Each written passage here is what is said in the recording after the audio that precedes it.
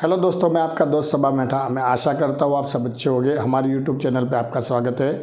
अगर आप हमारे चैनल पे नए हैं तो सब्सक्राइब कर ले ताकि आरपीएफ के संबंधित आने वाली अपडेट आपको टाइम टू टाइम मिलती रहे।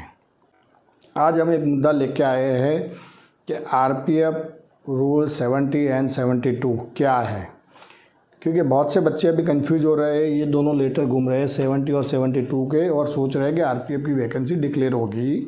तो मैं आपको फिर से बता दूं कि अभी आरपीएफ की ऑफिशियली कोई भी वैकेंसी डिक्लेयर नहीं हुई है, इसीलिए किसी के फ्रॉड में मत फंसना। हाँ, वैकेंसी आना निश्चित है, आज नहीं तो कल कभी ना कभी वैकेंसी आ जाएगी। अब आप खाली तैयारी करते रहे।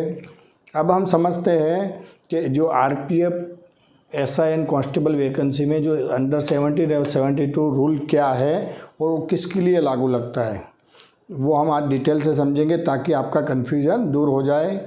और रही डायरेक्ट वैकेंसी की, तो वो आना निश्चित है, तो आप मेहनत करते रहे। अगर आपने मेहनत किया हुआ है तो आज नहीं तो कल कभी भी वैकेंसी आएगी, आप उसको फाइट कर सकते हो। और फिज़िकल का भी तैयारी रखना, क्योंकि बहुत से बच्चे क्या होते हैं सीबीटी में तो मास्टर हो जाते हैं लेकिन फ़िज़िकल नहीं निकाल पाते हैं। तो आपको सीबीटी के साथ साथ फिज़िकल भी तैयारी करनी है। तो अब हम चलते हैं बोर्ड की तरफ और देखते हैं, समझते हैं कि आरपीएफ अंडर रूल 70 और 72 क्या है और उसकी वैकेंसी कैसे कैसे डिक्लेयर होती है और उसमें कौन फॉर्म भर सकता है और कैसे सिलेक्शन होता है। तो दोस्तों, ये स्क्रीन पे आप देख रहे हैं लेटर 14/1/2022 का। उसमें सब्जेक्ट के guidelines to conduct the selection under rule 72 the post of sub inspector, उसके लिए जो गाइडलाइंस निकली थी उसका ये लेटर है। ये लेटर दिखाने के बाद कन्फ्यूजन में डाला जा रहा है और इसके पे डिसीजन लेने का बाकी था, तो कुछ कारण से भी पेंडिंग रखा था। और अभी मेरे ख्याल से फ़िलहाल ही में 2-4 दिन में कुछ उस पर डिसीजन लिया गया है। लेकिन उसमें समझो कि जो 72 रूल है वो किसके लिए लागू पड़ता है, इस बात को आपको समझना है। देखो, इसमें ये जो कॉलम नंबर ये जो है गाइडलाइन, उसका 1 नंबर का जो है उसको आप समझना। ये है 1 नंबर का। उसमें क्या लिखा है कि एलिजिबिलिटी ऑफ क्राइटेरिया, तो उसमें ए में लिखा है कि constable, head constable and assistant sub inspector who have put in 12 year of the total service including initial training period in executive cadre for the force. इसमें कहने का मतलब है कि जो कांस्टेबल, हेड कांस्टेबल और एएसआई है उनकी जो 12 साल की सर्विस हो गई है और ट्रेनिंग पीरियड जोड़ने में आएगा उसमें, और एग्जीक्यूटिव में ड्यूटी कर रही उनके लिए है। और candidate are not more than 15 years age, मतलब 45 साल के ऊपर एज नहीं होनी चाहिए, और 3 चांस दिए जाएंगे। तो आप समझ गए होंगे ये जो लेटर में बताया गया हुआ है। और इसी लेटर को अभी कन्फ्यूजन के लिए यूट्यूब में बताया जा रहा है, बहुत से क्रिएटर बता रहे हैं।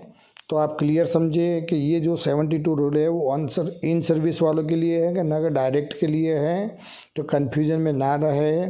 तो सबसे पहले हम देखते हैं अंडर रूल आरपीएफ 70। सबसे पहले तो ये हम समझ ले कि 2023 की अभी ऑफिशियली कोई भी वैकेंसी डिक्लेयर नहीं हुई है, इसलिए किसी भी कन्फ्यूजन में ना रहे और किसी भी फ्रॉड में ना फंसे। अब है 70 अंडर रूल 70, मतलब है कि जो कांस्टेबल, हेड कांस्टेबल या एएसआई जो रेगुलर जॉब कर रहे हैं, जिनकी 10 साल के ऊपर जॉब हो गई है, जैसे कांस्टेबल में 10 साल, हेड कांस्टेबल में बना है तो वो भी 10 साल, एएसआई बना है तो 10 साल। उसके बाद जो डिपार्टमेंट की वैकेंसी बचती है उसमें जो प्रमोशन मिलता है वो अंडर 70 में मिलता है। समझ आ गया। मान लो कि जो मैं कांस्टेबल की जॉब पे हूँ, मेरी 10 साल नौकरी हो गई और 10 साल के बाद मेरी सीनियरिटी के हिसाब से अगर मैं हेड कांस्टेबल बनता हूँ, या हेड कांस्टेबल की मेरी 10 साल की जॉब हो गई, कांस्टेबल बनने के बाद हेड कांस्टेबल बना, उसमें 10 साल हो गई और उसके आगे सीनियरिटी बढ़ती है मेरी और जगह खाली रहती है, तो मैं अगर एएसआई बनता हूँ या सब इंस्पेक्टर बनता हूँ, ये प्रमोटेड वो 70 में आते हैं। तो ये आपका कन्फ्यूजन दूर हो जाना चाहिए। अंडर 70 रूल सर्विस वालों के लिए है और 72 रूल भी अंडर सर्विस वालों के लिए है। अंडर 70 रूल में 72 में क्या है आप समझना कि अगर मान लो मैं हेड कांस्टेबल के अंदर एग्ज़ाम में बैठना चाहता हूँ या एएसआई की एग्ज़ाम में बैठना चाहता हूँ, तो कांस्टेबल का जो भी कांस्टेबल होगा, कांस्टेबल की पोस्ट पे जो भी है उसकी 8 साल की नौकरी होनी चाहिए। या कितनी? 8 साल की नौकरी होगी। कांस्टेबल के अंदर मेरी 8 साल की नौकरी पूरी होती है तो मैं हेड कांस्टेबल में बैठ सकता हूँ। और एएसआई में है 10 इयर्स की। एएसआई में कितना है? 10 इयर्स, मतलब कि कांस्टेबल की 8 साल की नौकरी पूरी हुई है तो वो हेड कांस्टेबल में डायरेक्ट बैठ सकता है। और एएसआई में 10 साल की होगा, अगर नौकरी पूरी है तो वो एएसआई में बैठ सकता है। तो आप कन्फ्यूज़न समझ ले, ये दोनों रूल जो इन सर्विस में है उनके लिए है, डायरेक्ट के लिए नहीं है, क्योंकि हेड कांस्टेबल की और एएसआई की कोई भी डायरेक्ट आरपीएफ में वैकेंसी है नहीं। और रही बात अभी एसआईपीएफ की, तो 50-50 की बात चल रही है इसमें। एसआईपीएफ में जो 72 रूल है उसमें 50% लेने की बात चल रही थी, और जो डायरेक्ट एग्जीक्यूटिव की वैकेंसी निकलेगी उसमें 52% लेने की बात चल रही थी। और उसमें मेरे ख्याल से सलाह मशवरा हो गया, कोई ना कोई रास्ता निकला होगा। तो आप समझ गए होंगे अंडर 70 और 72 रूल वो ऑन इन सर्विस वालों के लिए है कि ना कि डायरेक्ट नए बच्चों के लिए। आप कन्फ्यूजन में न रहे, क्योंकि मैंने बहुत से वीडियो देख रहा हूँ यूट्यूब पे, तो 70 और 72 रूल को समझते नहीं है और कुछ भी बताते हैं, और जिसके कारण बच्चे कंफ्यूज हो रहे हैं। तो आपको मैं फिर से बता देता हूँ कि आरपीएफ कांस्टेबल एग्जीक्यूटिव और सब इंस्पेक्टर एग्जीक्यूटिव की डायरेक्ट वैकेंसी डिक्लेयर नहीं हुई है। और ये जो भी लेटर घूम रहे हैं वो अंडर 70 और 72 रूल के घूम रहे हैं, जो इन सर्विस वालों के लिए है। तो आप कन्फ्यूज़न में न रहे, बस आप अपनी मेहनत करते रहे, और कभी ना कभी आज नहीं तो कल डायरेक्ट की वैकेंसी निकलेगी, उसमें आप फाइट करना और सिलेक्ट हो जाना।